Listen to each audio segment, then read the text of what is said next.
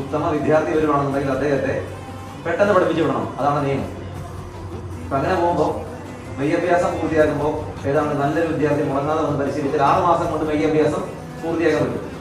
അദ്ദേഹത്തിന് ഒന്നാമത്തെ ആയുധം കൊടുക്കും. അതിനാണ് നമ്മൾ ചുവട് മാറ്റം എന്ന് പറയുന്നത്.